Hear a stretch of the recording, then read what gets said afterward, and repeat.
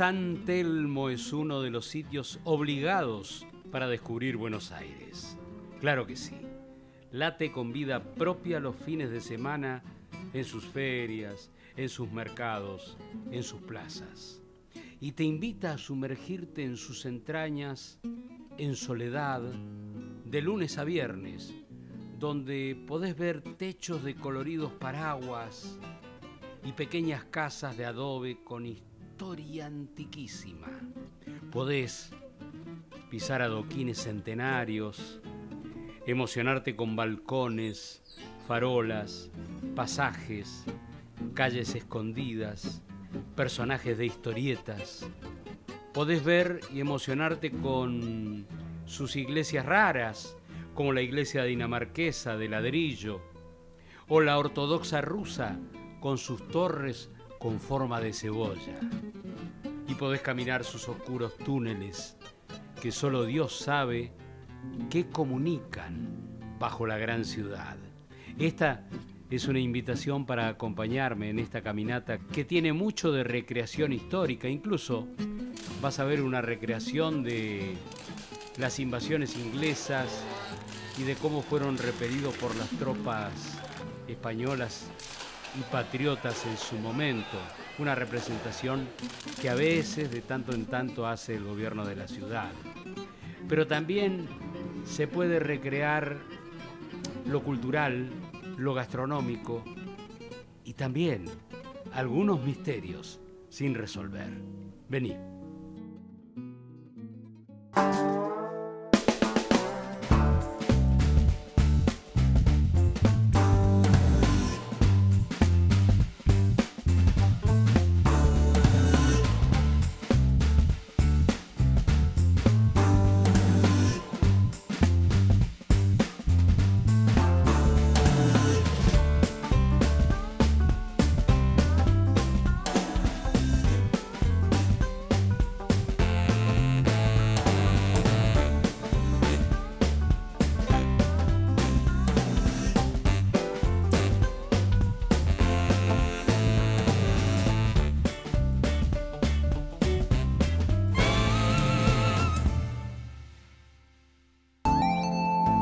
Mi recorrida empieza con la lluvia de verano, cuando caminaba por la calle Bolívar y llegué al pasaje Belgrano.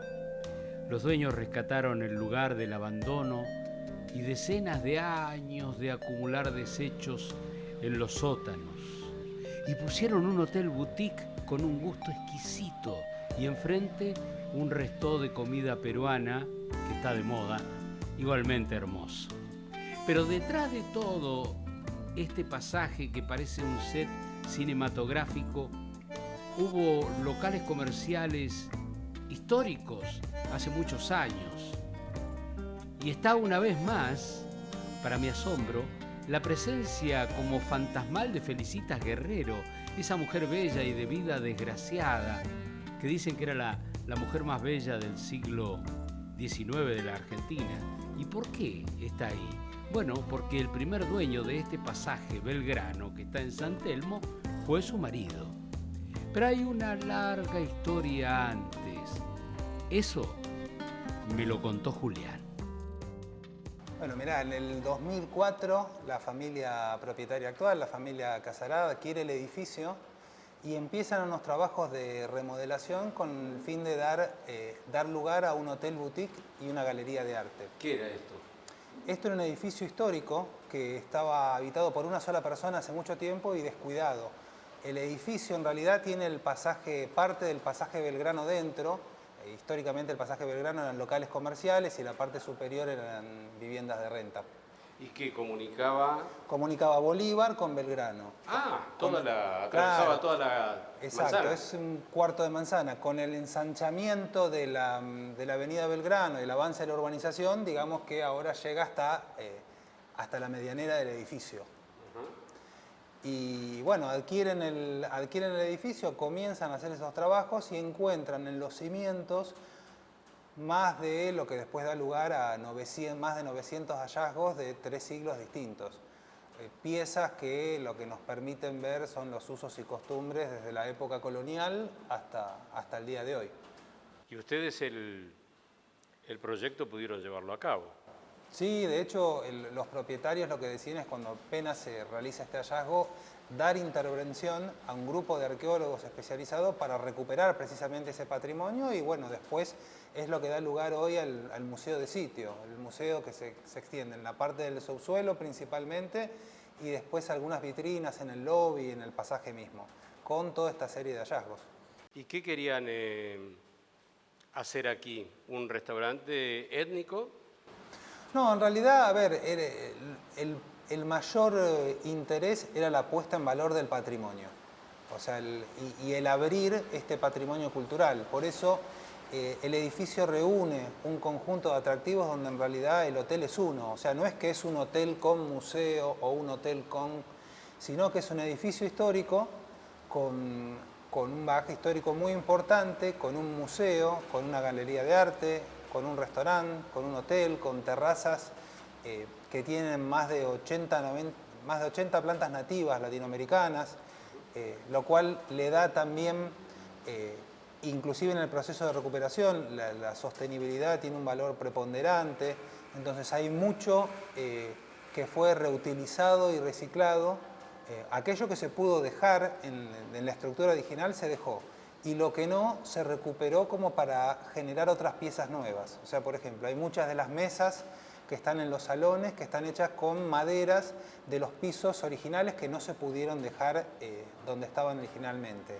Después, todos los marcos de todos los espejos que están en la propiedad, que son unos cuantos, están hechos con maderas recuperadas de la obra original. O sea, un poco el buscarle la impronta de reutilización. ¿Pero qué pensaron primero al adquirir este solar? Digamos, ¿en un hotel, en un restaurante o en el patrimonio porque veían que había cosas dentro? No, en realidad originalmente sí pensaron en un hotel y en la galería. Lucas, el arqueólogo de la ciudad, explica cómo se produjeron los descubrimientos que indicaban que había algo antiguo y oculto en este pasaje. Acá pasó que cuando empezaron las primeras intervenciones para remodelar el lugar, cuando empiezan a mover el subsuelo, aparecen unas estructuras. Lo primero que apareció fue una estructura cuadrangular, que es una cisterna de recolección de agua. ¿Un tanque de agua? Un tanque de agua, exactamente. Que era un antiguo sistema para juntar agua cuando no había agua corriente en Buenos Aires. Las cisternas eran, digamos, unas estructuras donde el agua se mantenía más limpia que en los pozos de agua o que el agua del río de la Plata, porque además de la cisterna también existían los pozos de balde, que se les llamaba, y los aguateros. Claro. Los aguateros iban al río a juntar agua con esos carros, con esos toneles. Juntaban el agua muy cercano acá a lo que era el fuerte. Ellos tenían ordenanza de juntar el agua más lejos, donde estaba más limpia, pero bueno, echar la ley, echar la trampa. Muy cerquita juntaban el agua y esa agua no era la mejor porque el río tenía múltiples usos. Entonces, la mejor agua para tomar en ese momento era el agua de la cisterna, que se mantenía limpia. ¿Por qué? Porque la estructura era de material e incluso se podía ingresar para poder limpiar el verdín que se generaba en las paredes por el agua. Tampoco era la mejor, pero entre las posibilidades era el agua más limpia. ¿Y eso lo encontraron acá? Eso se encontró acá. Se encontró que fue la primera estructura que aparece, junto a un conjunto de estructuras sanitarias, donde hay un pozo de esos, para recolectar agua y un pozo negro. Retrete. Retrete, que en ese momento también se utilizaba para descartar objetos. Luego de la fiebre amarilla, que asoló Buenos Aires, donde hubo... 1871. Exactamente, alrededor de 13.000 muertos, 14.000 dicen algunos. Y acá San Telmo fue el lugar el foco de la infección. San Telmo fue el foco de la infección, debido a que Buenos Aires en ese momento era una ciudad que era muy sucia. Estaban los terceros que recorrían la ciudad, donde la gente botaba mucha basura, el riachuelo, que ya se estaba contaminando, los mataderos muy cerquita acá de Constitución, más el mosquito, que fue, digamos, el que generó la fiebre amarilla y hizo un desastre en la ciudad. Sin embargo, este era el lugar donde estaban las grandes casas y casonas de la clase más pudiente, ¿no? Exactamente, así es. En San Telmo estaban estos grandes caserones, que cuando fue la Fiebre Amarilla, muchos empezaron fue como un éxodo. Todos iban para la zona norte y Buenos Aires quedó como abandonada. Era como una ciudad fantasma la zona de San Telmo. Por la gran cantidad de muertos que había en la calle y todo este desastre que estaba haciendo la Fiebre Amarilla. Hasta que llegó el invierno y mermó. Y a partir de ahí, ¿qué pasó? Dijeron, no puede pasar más esto. No puede pasar de vuelta una epidemia tan grande como la que hubo en esa época. Y empezaron las primeras obras de salubridad. Se prohíben los sistemas de cisternas, los pozos, y empiezan, digamos, las primeras obras donde hoy está la casa, el Palacio de Aguas. Recién a fines del siglo XIX va a haber agua corriente. Antes era solamente el agua de pozo o de cisterna. Y había un problema. Los pozos negros estaban muy cerca de los pozos de agua. Y eso contaminaba el agua, también causa, digamos, de lo que fue la Fiebre Amarilla. La gente tomaba agua contaminada por la cercanía de los pozos. Luego de las ordenanzas que se prohíben los pozos, la gente empieza a usar las cisternas y los pozos como un pozo de descarte. El hotel es también, como se puede observar, un museo, porque gracias a los descubrimientos ha generado espacios de interés artístico y cultural adicionales. Lo del patrimonio fue un hallazgo completamente imprevisto. Fortuito. Sí, a ver, era de esperarse ya que estamos en una zona que es pleno casco histórico, estamos a 3 cuadras del Cabildo, por lo cual en cualquiera de las propiedades, de los desarrollos que hay en la zona, se encuentran cosas. No necesariamente siempre se preserva ese valor. Sí, ¿y qué la respuesta de la gente al tener un lugar de alojamiento, de comida y a la vez que tiene un marco histórico importante? La respuesta es muy positiva porque es como no solo poder alojarse en un lugar, sino poder alojarse en una atracción turística en sí mismo. Nosotros siempre lo hemos visto desde el primer momento como un conjunto de atracciones turísticas, más allá de un hotel. Porque sin recorrer la zona, que estamos en pleno casco histórico de la ciudad, tenés muchísima historia presente puerta adentro. No solo en los hallazgos, sino también en todas las estructuras que hay. A su vez también todos los estadios que vivió la propiedad. La propiedad fue la primera sede del Círculo de Prensa, la Casa Lepage original, que era uno de los locales que estaba en este pasaje de Belgrano, fue el local que trajo por primera vez la cinematografía y la fotografía de la Argentina. ¿Sí? Claro, la primera película que se filmó en el país se filmó acá. El pasaje Belgrano es un viaje al pasado del Buenos Aires colonial. Ya existían pozos de descartes donde tiraban la basura, pero como estas estructuras habían quedado sin ningún tipo de uso, la gente también los empezó a usar para tirar la basura. En esa época tampoco había recolección de basura, entonces la gente tiraba todo ahí adentro. ¿Y acá eso encontraron algo de eso? Justamente donde estamos ahora, esto era todo relleno, no existía este subsuelo, y justamente en este lugar, bajo este arco y todo esto, eran pozos de basura. No, Sí, todo. Todo, muchos pozos de basura, también donde había muchos restos culturales, digamos. ¿Sí? Objetos de la vida cotidiana de ¿Qué la pudieron Buenos Aires encontrar, colonial. por ejemplo? Se encontraron tinajas, se encontraron muchas losas, mayólica, que era una losa anterior a la losa industrial, pintada a mano. La mayólica tiene la particularidad que todas son diferentes, todas pintadas a mano, pero no hay ninguna que se repita. A diferencia de la losa industrial, que empieza a entrar a Buenos Aires a fines del siglo XVIII, que ya viene en serie. Se encontraron restos óseos, muchos restos óseos del producto de consumo, huesos de pollo, en mayoría hueso de vacuno, que era lo que más se consumía en Buenos Aires. La carne era el ingrediente número 1 en la dieta de los porteños. Claro, yo me imagino que empezaron a descubrir ustedes esto acá abajo y era como transportarse en el tiempo y ver escenas de la vida cotidiana, pero de hace más de 150 años atrás, ¿no? Sí, nos tenemos que remontar hasta el siglo XVII. Se han encontrado restos del 1600, objetos de 1600. Sí, tenemos una de las piezas más antiguas que hay, es una ficha de dominó hecha de hueso, que está fechada entre 1600 y 1650. Y bueno, tenemos variedad de objetos que van desde el siglo XVII hasta el siglo XX, que son un poco más modernos. También se han encontrado botellas de ginebra, cerámica hispano-indígena, de manufactura local, pero la mayoría de los objetos que se encontraron son todos de origen europeo, todos traídos de afuera.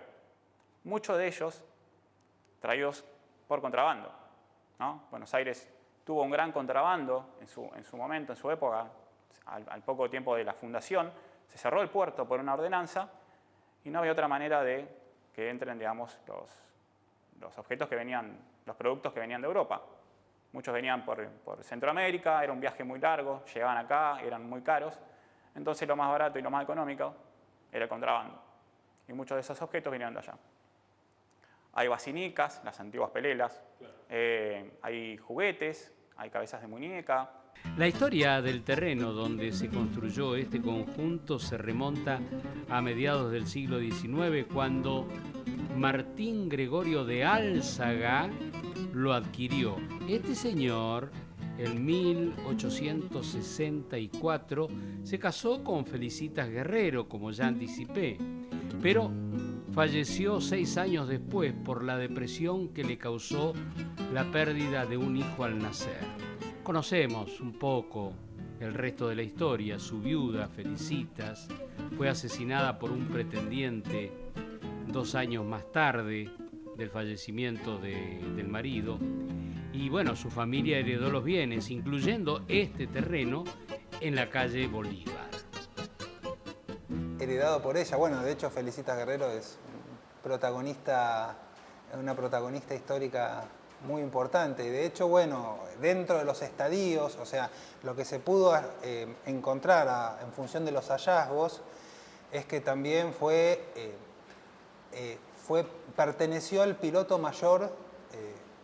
Don Juan de Garay le cede el terreno al piloto mayor originalmente, el solar, el terreno. Luego fue el jardín de la casa del obispo. Cuando Buenos Aires, hoy hablamos tanto del AMBA y demás, y en realidad Buenos Aires, en un par de imágenes que tenemos históricas, se remitía a un conjunto de manzanas. Eran 10 manzanas como mucho en su momento. Y bueno, tenemos también el registro de que haya formado parte de eso.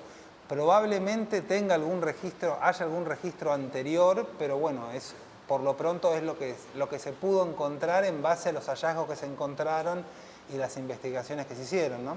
Lo que ocurre en el pasaje Belgrano, ahora puesto en valor por los dueños del lugar, es que estamos en presencia de lo que se llama un museo de sitio. Un museo en el mismo lugar donde se hace otra cosa. El barrio de San Telmo entero, creo yo, si uno excavara cada manzana, encontraría elementos de la vida doméstica del Buenos Aires de antaño.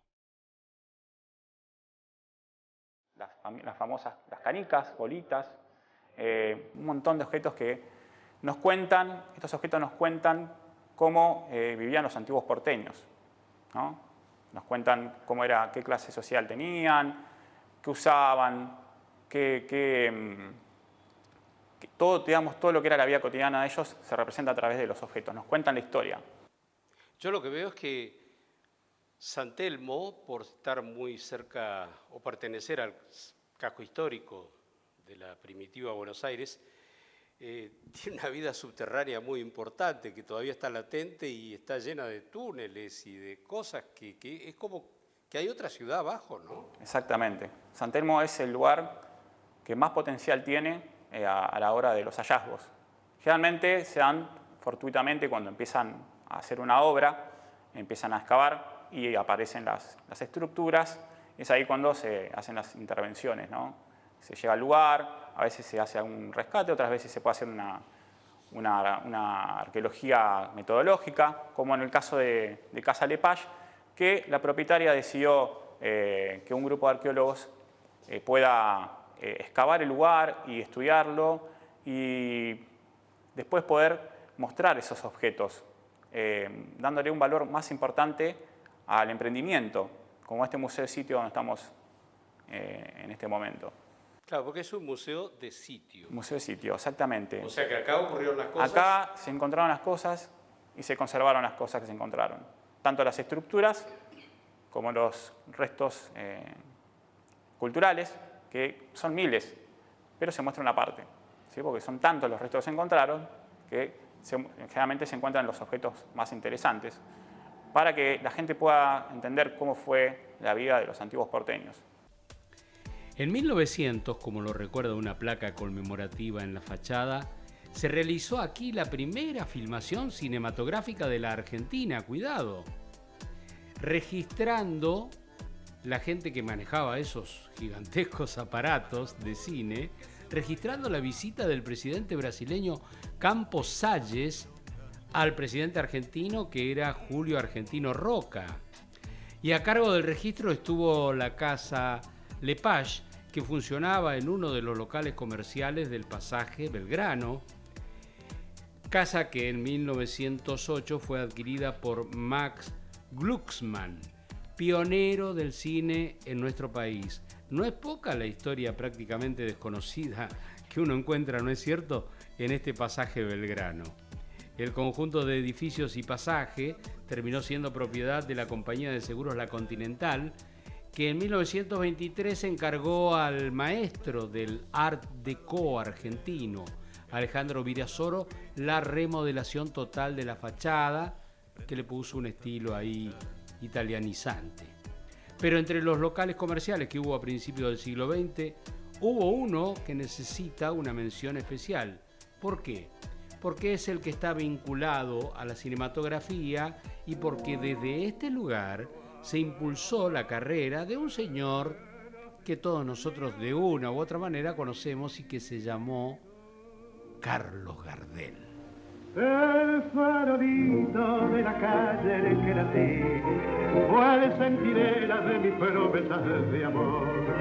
Bajo su quieta lucecita yo la vi, a mi pebeta luminosa como un sol. Hay un mural, un hermoso mural que realizó el artista argentino Marino Santamaría en conmemoración a la figura de Gardel y la relación que tiene la figura de Gardel con el lugar. Mirá vos, resulta que este lugar, claro, porque era un pasaje. ¿Y en el pasaje qué había antiguamente? Eran todos locales comerciales. Estaba la Casa Lepage, que era de Enrique Lepage. Esto que vemos acá, que dice LSU, es porque donde hoy está el restaurante Puerta del Inca, ahí había una panadería que se llamaba La Santa Unión. Es más, de hecho, en algún momento, lo que hoy es el lobby llegó a ser un bar. Que de hecho, uno de los artistas que tenemos, o sea, el factor común de la galería es que reúne todas obras de artistas argentinos contemporáneos, ¿no? Y en uno de los encuentros que tuvimos con los artistas, uno de los artistas recordaba haber venido de chico a tomar café con los padres acá, por lo cual tiene mucha esta cuestión de protagonismo, ¿no? O sea que acá nació el cine. Sí, podemos decir que los inicios se realizaron acá. De hecho, tenemos fotos de los anuncios de la Casa Lepage, inclusive tenemos una de las cámaras fotográficas en exhibición de las que se vendían en ese momento, que eran las típicas cámaras rectangulares, históricas, pero la tenemos en exhibición en la recepción, que la pudimos Y acá tomó recuperar. impulso la carrera de Gardel, nada menos. Y acá, tanto Glucksmann como Lepage fueron los que impulsaron los inicios de la carrera de Gardel.